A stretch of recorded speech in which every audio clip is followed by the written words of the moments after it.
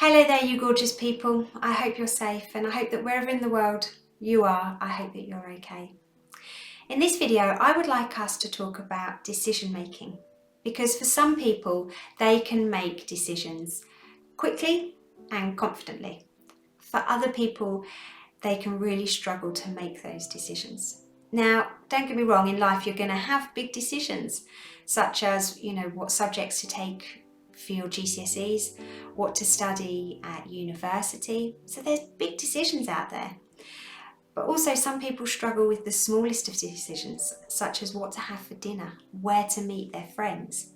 So this is a video for you with regards to how to help you make those decisions with some do's and don'ts.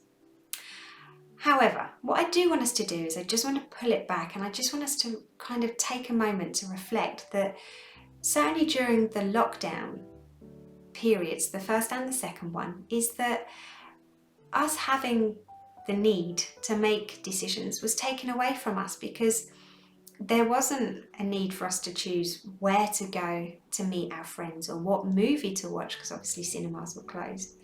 And do you know what? One day we'll watch this video and we'll think, what, cinemas were closed? Yes, cinemas, hairdressers, restaurants, things like that were closed. So we didn't have the need to make decisions. But obviously, as we've kind of eased out of lockdown and into our new way of living life, during this pandemic, it's about having to kind of reintroduce those decisions.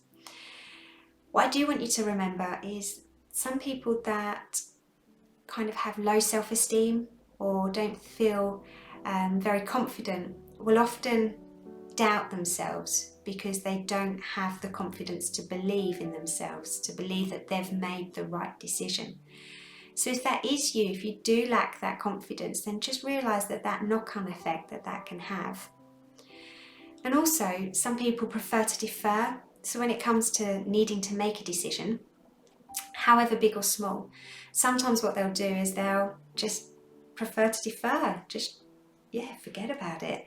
But then obviously what happens is that time of needing to make that decision comes round, and then all of a sudden it's in a hurry. So it's just about being mindful where you're at when it comes to making those decisions.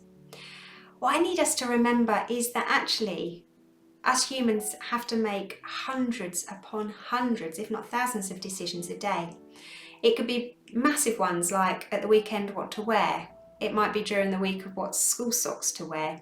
It could be kind of whether or not you should like that Instagram post, whether to watch that video. Thanks for watching this video. We have so many decisions that we need to make, and that itself can be exhausting. And what I need you to remember is that if it comes to making a decision at the end of the day, I want you to be aware that actually the more tired we are, the harder it is to make decisions, because we've already spent that entire day making big or little decisions subconsciously without us realising. So yeah, just be aware that it can be exhausting making decisions, but it's about making the right decisions at the time. So here's some do's and don'ts for you. When it comes to making a big decision, one of my top tips that works for me personally is actually doing a pros and cons list. And it can be really helpful. Now, I'm not saying do it in your mind, I'm actually encouraging you to do it on paper. So if it's a subject or something big, for me, that we did it when we moved house here earlier this year, it was about making that choice of should we or should we not move, and then it was the pros and cons with the house. So a list, and I love lists, you guys know that, but a list of pros and cons can be really, really helpful. I want you to remember not to make a decision when you're feeling sad, upset, angry, hungry, most definitely hungry, because that really does have an impact on our emotional well-being at that time. So when it comes to making a decision, if your head isn't in the right place at that time, then maybe just allow yourself some space between thinking about it and allowing yourself to feel better. Because sometimes what happens when we're not necessarily in the right headspace is we don't always think about kind of those pros and cons, I suppose, about what could be and couldn't be the right decision for you at that time. I do want you to consider about limiting the choices that you might have. Sometimes what happens, imagine going into a massive sweet shop and you've got, like, you can only choose one item. Sometimes what happens when there's too much choice, when it comes to making a decision, it can just be overwhelming. So maybe just consider about reducing the number of choices that you have. I'd really like you to be able to embrace getting the decision wrong. Okay, so if you're somebody that's a perfectionist, or if you're somebody that has high expectations of themselves and of their lives, what I'd really like you to do is just allow yourself to just lower your expectations. That's not easy, I get it. But sometimes what happens is that we have such high expectations of getting everything right, everything perfect, that fear of making the wrong decision is the end of the world. When actually it's about that self-compassion. Okay, it's about that self-compassion and allowing yourself, embracing it if you do get it wrong.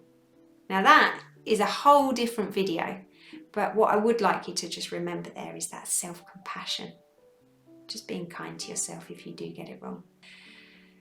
One of my don'ts, don't do what you've always done. It's so easy in life to just go with the flow and just make the decision that you've made before. Apologies for next door's dog barking. I'm going to keep going because I've got a meeting in 10 minutes, so I'm going to keep going. But yes, don't do what you've always done. We know about our comfort zones, and our comfort zones, we're never going to grow if we stay stuck within that comfort zone. So sometimes what you might need to do is just kind of allow yourself to be forward and allow yourself to have that change, or at least have the possibility of change.